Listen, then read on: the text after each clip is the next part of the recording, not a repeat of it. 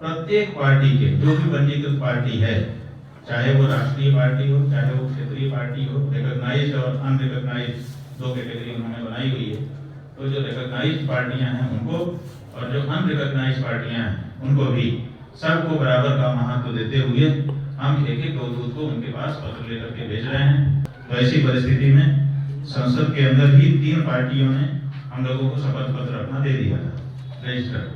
तो हम चाहते हैं कि शपथ पत्र हमारा लेकर के एक एक व्यक्ति जाए और उन पार्टियों के अध्यक्षों से मुलाकात करें और कहें कि आप ये शपथ पत्र भरिए।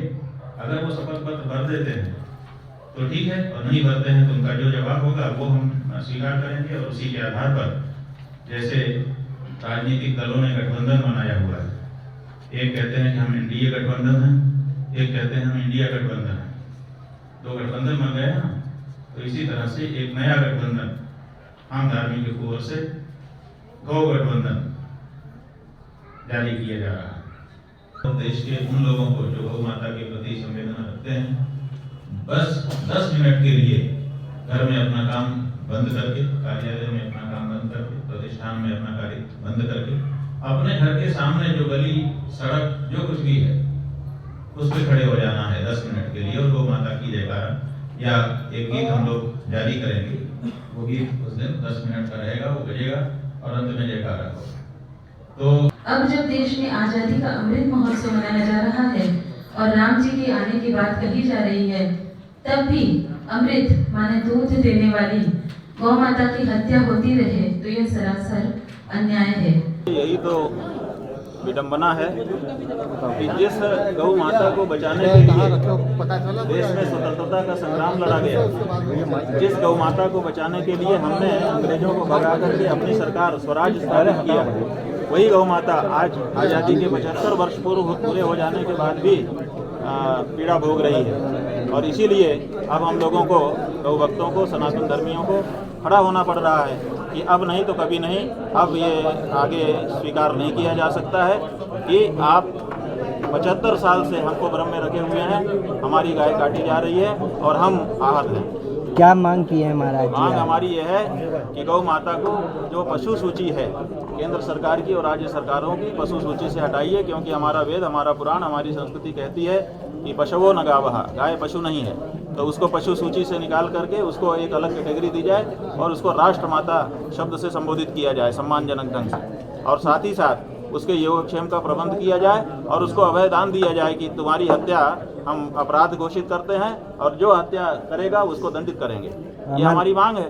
महाराज जी 10 को आपने निर्धारित समय के लिए भारत बंद का भी आह्वान किया है। हाँ जी बिल्कुल, ये गौ भक्तों की ओर से आह्वान किया गया है भीष्माष्टमी के दिन, क्योंकि गौ संसद जो प्रयाग में हुई थी उस गौ संसद में ये अवसर दिया गया था केंद्र सरकार को कि भीष्माष्टमी तक कोई निर्णय वो करे इस बारे में।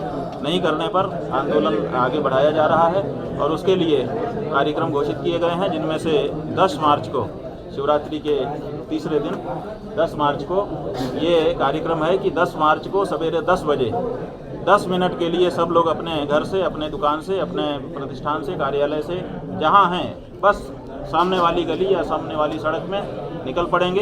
एक गीत 5 मार्च को जारी किया जाएगा गौ माता के संदर्भ में, वो बजे उसको गाएं सब लोग और साथ ही साथ गौ माता का जयकारा लगाएं और ये कहें कि 10-10-10 माने 10 मार्च के 10 बजे की ये 10 मिनट बस गौ हत्या, बस अब गौ हत्या नहीं हो सकती है। इंडिया गठबंधन और इसी तरह से हम लोगों ने ये भी सोचा है कि जितने राजनीतिक दल पंजीकृत हैं भारत में, सबसे संपर्क करके उसके लिए 2100, लगभग 2100 2000 से ज़्यादा राजनीतिक दल पंजीकृत हैं। सबके पास हमारे 2100 गौदूत एक एक पार्टी के लिए जा रहे हैं, जा करके उनके अध्यक्षों से संपर्क करेंगे, उनको अपनी बात बताएंगे और हम चाहते हैं कि वो सब शपथ लें कि हम अगर सत्ता में आए तो हम पहला काम संसद में सत्र आयोजित करके गौ माता को राष्ट्रमाता घोषित करने का और गौ हत्या की बंदी का करेंगे।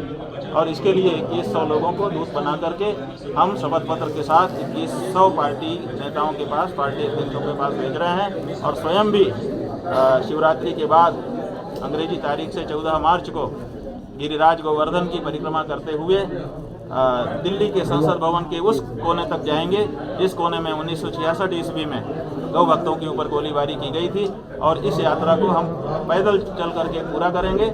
और आह्वान करते हैं सभी राजनीतिक दलों के अध्यक्षों को और उनके कार्यकर्ताओं को कि आप आइए और आकर के शपथ पत्र को वहाँ यात्रा में चलते हुए संकल्प को उद्घोषित करिए कि अब देश में गौ हत्या बंदी हो जाएगी। इंडिया गठबंधन और एनडीए गठबंधन के बाद आपने बोला है कि जो गौ हत्या के देखिए, गठबंधन बन रहे हैं, गठबंधन बना करके लोग सरकार बनाना चाहते हैं। हम कहते हैं कि सरकार आप गठबंधन बना करके बना लेंगे, हमारे किस काम की। इसलिए गौ गठबंधन, आप गाय के बारे में गठबंधन बनाइए तो हम जो हमारे हिंदू लोग हैं, सनातनी लोग हैं, जो शास्त्रों में और पाप पुण्य में विश्वास रखते हैं, मानते हैं, उनको ये कहने वाले हैं कि जो गौ माता का नहीं हुआ, जो करे जो गौ माता पर चोट, कैसे दें हम उसको वोट। तो ये जो सवाल है इसका जवाब क्या है? लोग पूछ रहे हैं कि अगर हम इनको ना दें तो किसको दें? तो हम कहते हैं कि जो शपथ पत्र द्वारा ये उद्घोषित कर दे वो गौ गठबंधन का शामिल हो गया। तो गौ गठबंधन में जो सम्मिलित राजनीतिक दल हैं उनको आप वोट दे सकते हैं। महाराज जी, ज्ञान वापी मामले में हाईकोर्ट का भी एक अहम निर्णय आया है। ज्ञान वापी मामले में कोर्ट का निर्णय पहले वाराणसी से आया था। उन्होंने कहा कि यहाँ पे पूजा अर्चना होनी चाहिए। पूजा अर्चना शुरू हो गई। इंतजामिया कमेटी हाई कोर्ट गई थी कि ये नहीं ठीक है, और वहाँ पर विचार करके कोर्ट ने कह दिया कि जो आदेश हुआ है सही हुआ है और पूजा अर्चना होती रहेगी। हम स्वागत कर रहे हैं। गुरु जी, महाराज जी, लगातार आप लोग प्रयास कर रहे हैं, सरकारें भी लगातार प्रयास करती हुई दिखाई दे रही थी कभी ये, लेकिन गुलाबी क्रांति में कमी नहीं आ रही, वो लगातार दिन प्रतिदिन बढ़ती ही चली जा रही कमी कैसे आएगी? जब हम खड़े होंगे, हल्ला मचाएंगे, अपनी पीड़ा को कहेंगे, तभी तो कमी आएगी। आप बोलेंगे ही नहीं तो नेताजी के भरोसे रहेंगे। नेताजी के पास बहुत दूसरे काम हैं और उनकी दृष्टि अलग तरह की हो जाती है नेता सत्ता में आ जाने के बाद। इसलिए सब हिंदुओं को खड़े होना पड़ेगा, अपनी आवाज़ बुलंद करनी पड़ेगी कि हम इस बात को स्वीकार नहीं करते हैं। कृपा करके अब जो कुछ हुआ सो हुआ, अब बंद करिए।